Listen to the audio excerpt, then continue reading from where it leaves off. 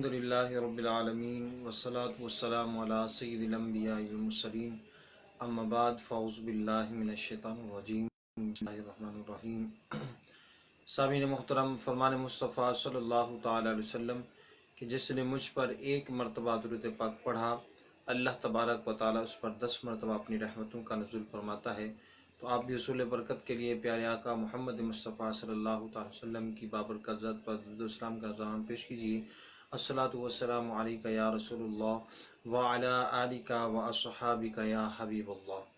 سامعین محترم، آج مختصر ٹرانسمیشن کے ذریعے انشاءاللہ آج ہم آپ کو یہ بتائیں گے اس کے اندر کہ 12,000 یہودی جو ہے بندر کیسے بن گئے۔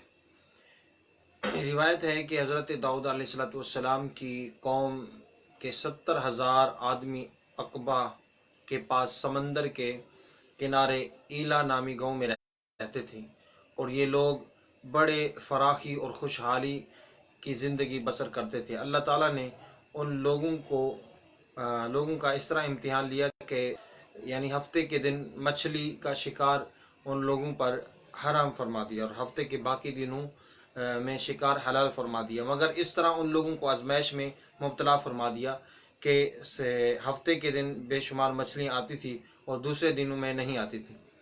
تو شیطان نے ان لوگوں کا یہ حیلہ بتایا کہ سمندر سے کچھ نالیاں نکال کر خشکی میں چند حوض بنا لیے جائیں، اور جب سینیچر کے دن ان نالیوں کے ذریعے مچھلیاں حوض میں آ جائیں تو نالیوں کا منہ بند کر دو، اور اس دن شکار نہ کرو بلکہ دوسرے دن آسانی کے ساتھ ان مچھلیوں کو پکڑ لو۔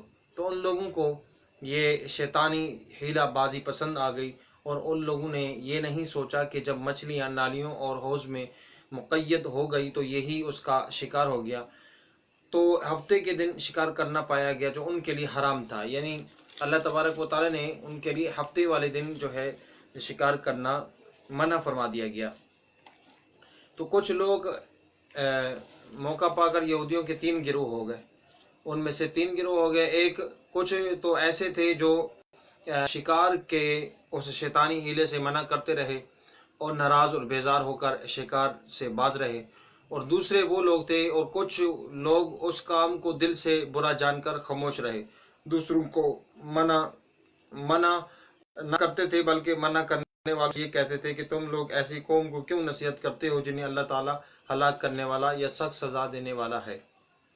اور کچھ وہ سرکش اور نافرمان لوگ تھے جنہوں نے حکم خداوندی کی اعلانیہ مخالفت کی اور شیطان کے حیلہ بازی کو مان کر ہفتے کے دن سے شکار کر لیا اور مچھلیاں کو کھایا اور بیچا بھی۔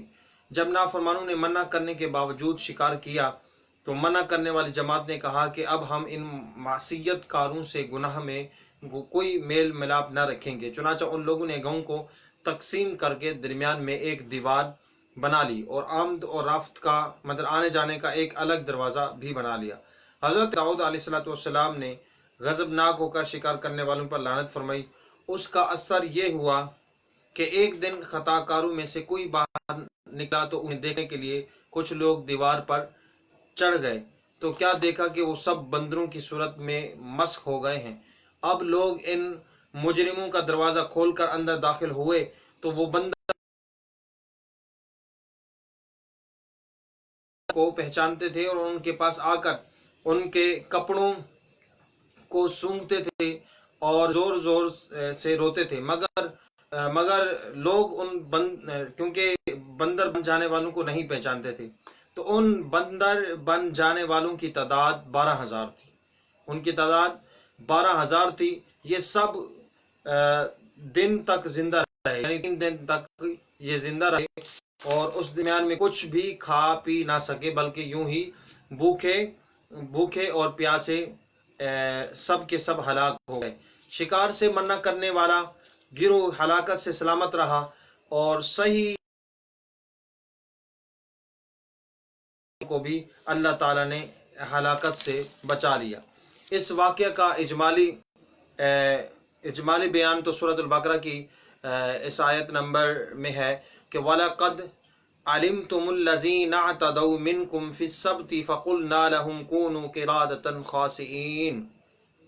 ترجمہ: اور بے شک ضرور تمہیں معلوم ہے تم میں کہ وہ جنہوں نے ہفتے میں سرکشی کی تو ہم نے ان سے فرمایا کہ ہو جاؤ بندر دھتکارے ہوئے. اور مفصل واقعہ سورۃ الاعراف میں ہے کہ جس کا ترجمہ ہے کہ اور ان سے حال پوچھو اس بستی کا دریا کنارے تھی جب وہ ہفتے کے بارے میں حد سے بڑھتے تھے. جب ہفتے کے دن ان کی مچھلیاں پانی پر تیرتی ان کے سامنے آتی اور جو دن ہفتے کا نہ آتی اس طرح ہم انہیں آزماتے تھے کہ بے حکمی کے سبب. اور جب ان میں سے ایک گروہ نے کہا کیوں نصیحت کرتے ہو ان لوگوں کو جنہیں اللہ ہلاک کرنے والا ہے اور ان سخت عذاب دینے والا ہے. بولے تمہارے رب کے حضور معذرت کو اور شاید انہیں ڈر ہو. پھر جب وہ بھلا بیٹھے جو نصیحت انہیں ہوئی تھی تو ہم نے بچا لیے وہ جو برائی سے منع کرتے تھے اور ظالموں کو برے عذاب میں پکڑا بدلہ ان کی نافرمانی کا. پھر جب انہوں نے ممانعت کے حکم سے سرکشی کی تو ہم نے ان سے فرمایا ہو بندر دھتکارے ہوئے. تو معلوم ہوا ناظرین تو معلوم ہوا شیطانی ہیلا بازیوں میں پڑھ کر اللہ تعالیٰ کے احکام کی نافرمانیوں کا انجام کتنا برا اور کس قدر خطرناک ہوتا ہے. اور خدا کے نبی جن بد نصیبوں پر لعنت فرما دیں وہ کیسے ہولناک عذاب الہی میں گرفتار ہو کر دنیا سے نیست اور نابود ہو کر عذاب نار میں گرفتار ہو جاتے ہیں اور دونوں جہانوں میں ذلیل اور خوار ہو جاتے ہیں. نعوذ باللہ من ذالک. اصحاب ایلا کے اس دل ہلا دینے والے واقعے میں ہر مسلمان کے لیے بہت بڑی عبرتوں اور نصیحتوں کا سامان ہے. کاش اس واقعے سے مسلمانوں کے قلوب میں خوف خدا بندی کی لہر پیدا ہو جائے اور اللہ اور رسول عز و جل صلی اللہ تعالی علیہ وآلہ وسلم کی نافرمانیوں کی جو ہے بھگنڈیوں میں بھٹکنے سے منہ موڑ کر صراط مستقیم کے شہراء پر چل پڑیں اور دونوں جہانوں کی سربلندیوں سے سرفراز ہو کر اعزاز اور اکرام کی سلطنت کے تاجدار بن جائیں. اللہ کریم سے دعا ہے کہ جو درس ہوا اس پر عمل کرنے کی ہم سب کو توفیق عطا فرمائے اور ہم سب کو انبیاء علیہ الصلوۃ والسلام کی سچی محبت عطا فرمائے اور ہم سب کو دین اسلام پر استقامت عطا فرمائے اور ہم سب کو جو ہے حرمین طیبین کی بات حاضری عطا فرمائے.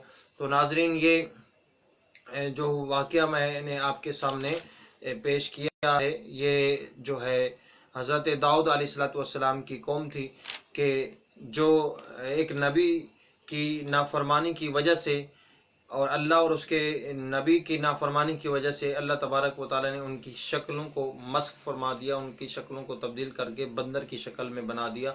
تو ناظرین یہاں سے سبق ہمیں یہ ملتا ہے کہ جب کوئی شخص اللہ اور اس کے نبی علیہ السلام کی نافرمانی کرتا ہے اور جب نبی ان کے لیے بد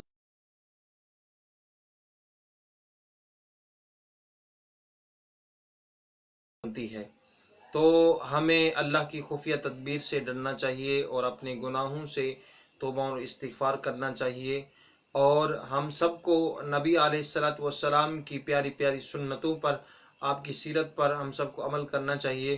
اب یہ بھی دیکھیں یہاں ایک اور بھی جو ہے ہمیں سبق ملتا ہے کہ اللہ تبارک و تعالیٰ کا کتنا کروڑ احسان ہے کہ اس نے ہمیں محبوب علیہ الصلوۃ والسلام کی امت میں سے پیدا فرمایا اور اللہ تبارک و تعالیٰ نے فرمایا اے محبوب جب تک آپ ان کے اندر موجود ہیں تب تک میں کو عذاب نہیں دوں گا.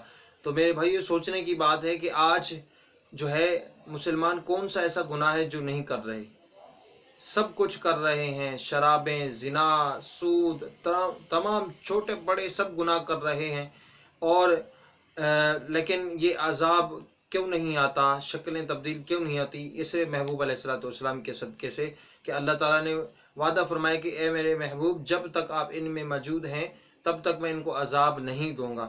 تو یہ کملی والے کا صدقہ ہے, یہ سرکار صلی اللہ تعالی علیہ وآلہ وسلم کا صدقہ ہے, یہ پیارے حبیب علیہ الصلوۃ والسلام کا صدقہ ہے کہ آج ہماری شکلیں جو ہے صحیح سلامت ہیں اور اللہ تبارک و تعالیٰ اجتماعی طور پر عذاب نہیں بھیجتا. تو اس کی وجہ یہ ہے کہ حضور علیہ الصلوۃ والسلام کے صدقے اللہ تعالیٰ نے اس کائنات عالم کے اندر جو ہے کرم فرمایا ہے، اور پوری دنیا کے اندر اللہ تبارک و تعالیٰ نے رحمت عطا فرمائی ہوئی ہے۔